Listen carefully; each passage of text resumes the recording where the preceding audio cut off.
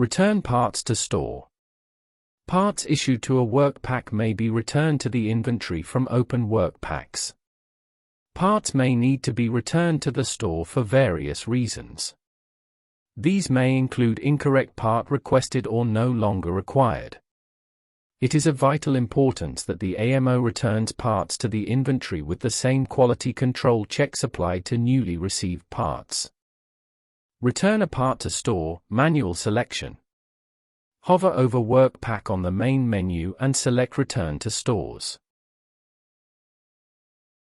Select the Workpack and task card from the drop-down list.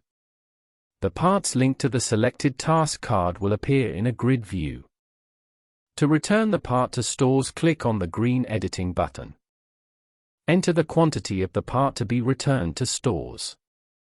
Click on the green tick to save changes or white X sign to discard changes.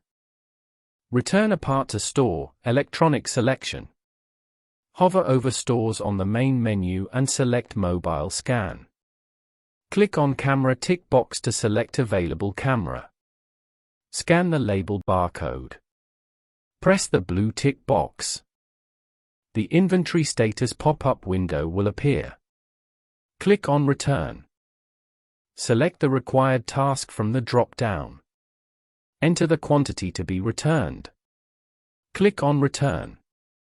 Note: part returns affect the work in progress calculations, especially if out of financial periods.